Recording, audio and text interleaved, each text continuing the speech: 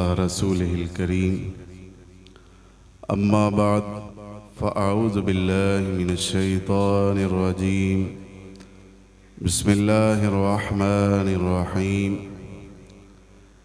إنا أنزلناه في ليلة القدر وما أدراك ما ليلة القدر آمنت بالله صدق الله العظيم وبلغنا رسوله النبي الأمين الكريم۔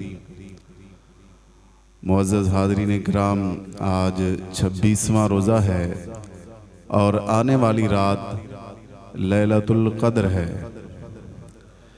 یہ وہ رات ہے جو اللہ تعالیٰ نے امت مسلمہ کو اپنے حبیب کے صدقے میں ایک بہت بڑا انعام عطا فرمایا ہے۔ تفسیر عزیزی میں ہے کہ ایک بار حضور سید الانبیاء خاتم الانبیاء صلی اللہ تعالیٰ علیہ وسلم آپ نے سابقہ امتوں کی لمبی لمبی عمروں کے متعلق غور کیا اور اپنی امت کی چھوٹی چھوٹی عمروں کے متعلق آپ نے غور فرمایا تو غمخوار امت تاجدار رسالت صلی اللہ تعالیٰ علیہ وسلم کا دل شفقت سے بھر آیا اور آپ صلی اللہ تعالیٰ علیہ وسلم یہ سوچ کر غمگین ہو گئے کہ اگر میری امت ساری عمر بھی نیکیوں میں گزارے تو پھر بھی پچھلی امتوں کے لوگوں کی برابری نہیں کر سکتی۔ ادھر محبوب کریم صلی اللہ تعالیٰ علیہ وسلم کا دل رنجیدہ ہوا، ادھر اللہ کی رحمت کو جوش آ گیا، رحمت الہی جوش میں آئی۔ اللہ پاک نے اپنے محبوب صلی اللہ تعالیٰ علیہ وآلہ وسلم کو تسلی دینے کے لیے آپ کو لیلۃ القدر کا تحفہ عطا فرما دیا۔ چنانچہ یہ آیات مبارکہ نازل ہوئیں، اِنَّا أَنزَلْنَاهُ فِي لَيْلَةِ الْقَدْرِ وَمَا أَدْرَاكَ مَا لَيْلَةُ الْقَدْرِ لَيْلَةُ الْقَدْرِ خَيْرٌ مِّنْ أَلْفِ شَهْرٍ تنزل الملائكة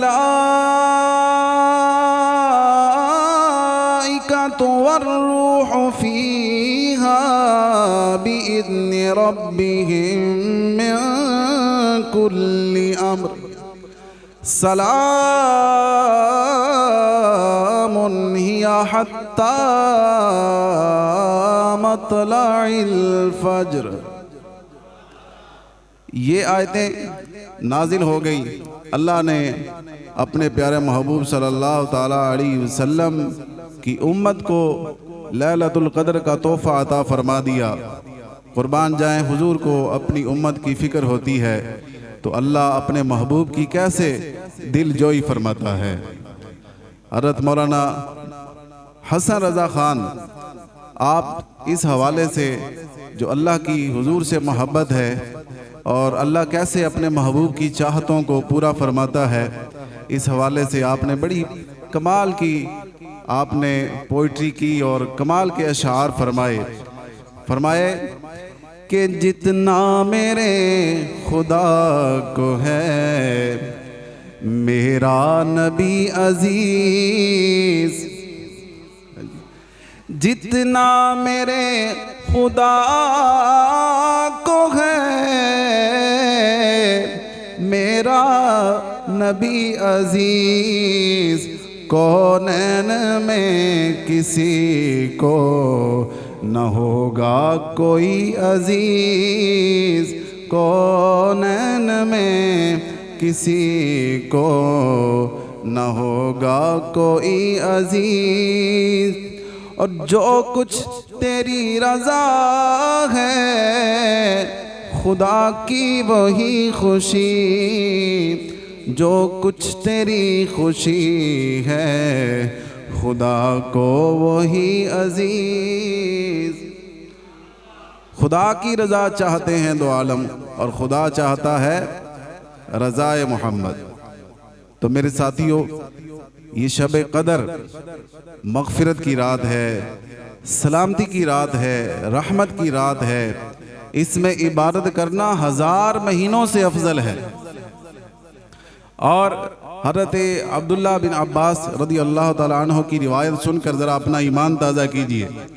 حضور سید دو عالم صلی اللہ تعالیٰ علیہ وسلم نے ارشاد فرمایا، جب شب قدر آتی ہے تو اللہ تبارک و تعالیٰ کے حکم سے جبریل امین علیہ السلام ایک سبز جھنڈا لے کے فرشتوں کی بہت بڑی فوج کے ساتھ زمین پر تشریف لاتے ہیں۔ اور ان فرشتوں کی تعداد کتنی ہوتی ہے؟ روئے زمین پر جتنی کنکریاں ہیں ان کنکریوں سے بھی زیادہ ان فرشتوں کی تعداد ہوتی ہے۔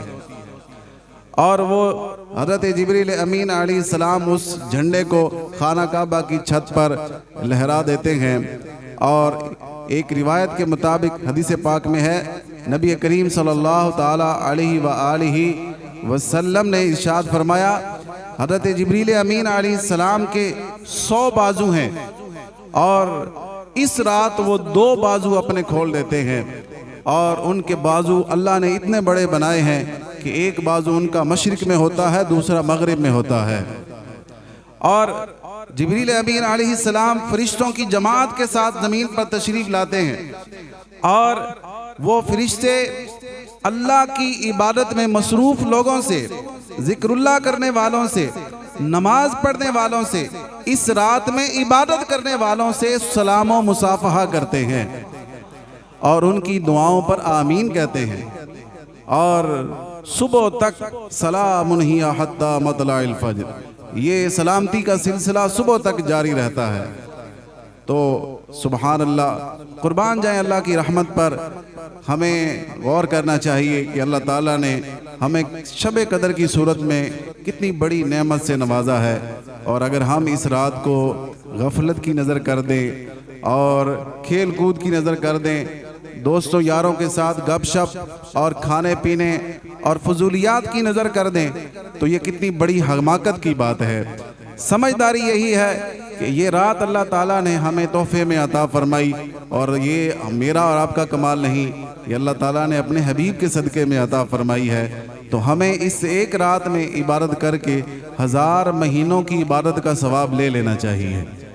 اللہ تعالیٰ ہمیں عمل کی توفیق عطا فرمائے۔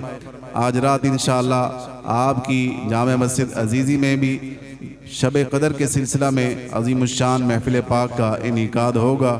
آپ سے التماس ہے کہ آپ نے عشاء کی نماز پڑھ کے پھر گھر نہیں جانا، اپنا شیڈول اس طرح بنا کے آئیں، ساری مصروفیات کو آپ اس طرح پہلے ہی نمٹا لیں کہ عشاء کی نماز آپ یہاں پر ادا فرمائیں اور پھر یہیں پر ہی رہ جائیں، اور پھر جتنا ہو سکے جتنی طبیعت ساتھ دے تو ساری رات اللہ تبارک و تعالیٰ کی عبادت میں، ذکر اللہ میں، نماز میں، تلاوت میں اپنا وقت گزارنے کی کوشش کریں، اور لوگوں کے ساتھ گپ شپ سے پرہیز کریں، کیونکہ پھر جب اس کام میں بندہ مصروف ہو جاتا ہے تو پھر اصل جو کرنے والا کام ہے وہ پھر رہ جاتا ہے۔ تو انشاءاللہ یہاں پر محفل بھی ہوگی، صلاۃ التسبیح کی نماز بھی باجماعت ادا کی جائے گی۔ ہمارے لوگ بہت زیادہ شوق سے ماشاءاللہ صلاۃ التسبیح پڑھتے ہیں، بڑی اچھی بات ہے، لیکن صلاۃ التسبیح پڑھنے والی جو اکثریت ہوتی ہے ان میں ایسے لوگ ہوتے ہیں جنہوں نے عشاء کی فرض نماز نہیں پڑھی ہوتی، نماز تراویح نہیں پڑھی ہوتی۔ تو فرض پہلے ہے، مستحبات بعد میں ہیں، نوافل بعد میں ہیں۔ اگر کوئی بندہ فرض نہ پڑھے، اکیلا نفل پڑھتا جائے تو اس کے نفل کسی کام نہیں آئیں گے۔ جب بھی یہاں پر صلاۃ التسبیح کی نماز ہوتی ہے، میں ہر صلاۃ التسبیح میں لوگوں کی یہ توجہ دلاتا ہوں کہ آپ میں سے اکثر وہ لوگ ہیں جو عشاء کی نماز میں نہیں تھے، کیونکہ عشاء کی نماز ہم بھی ادھر ہی پڑھتے ہیں، تو عشاء کی نماز میں 2-4 صفیں ہوتی ہیں، لیکن جب صلاۃ التسبیح ہوتی ہے تو پھر مسجد فل بھری ہوتی ہے، اوپر بھی لوگ ہوتے ہیں۔ تو میں یہی پوچھتا ہوں کہ بھائی آپ کو صلاۃ التسبیح کا اتنا شوق ہے تو فرض نماز کا شوق کیوں نہیں ہے؟ تو فرض نماز کے بارے میں تو ہم سے پوچھا جائے گا، صلاۃ التسبیح کے بارے میں ہم سے نہیں سوال ہوگا۔ یہ صحیح بات ہے، جو حق بات ہے اسے کہنا چاہیے۔ کہ صلاۃ التسبیح کے بارے میں ہم سے نہیں پوچھا جائے گا یہ تم نے پڑھی یا نہیں پڑھی. 5 وقت کی فرض نماز کے بارے میں مجھ سے اور آپ سے سوال ہوگا کہ یہ بتاؤ یہ پڑھی یا کہ نہیں پڑھی. تو سب سے پہلے ہمیں فرائض کی ادائیگی کا پابند ہونا چاہیے، پھر اس کے ساتھ ساتھ بندہ نوافل کی کثرت کرے تو پھر سونے پہ سہاگا ہو جاتا ہے، پھر اس کے ذریعے بہت جلدی بندہ اپنے رب کا قرب پا لیتا ہے. تو یہ نیت کریں کہ ہم نے فرض نماز پڑھنی ہے، پھر فرضوں کے بعد انشاءاللہ پھر ہم اپنی نفل عبادت بھی کریں گے. اللہ ہمیں عمل کی توفیق عطا فرمائے. وآخر دعوایا ان الحمدللہ رب العالمین. الصلاۃ والسلام علیک یا رسول اللہ.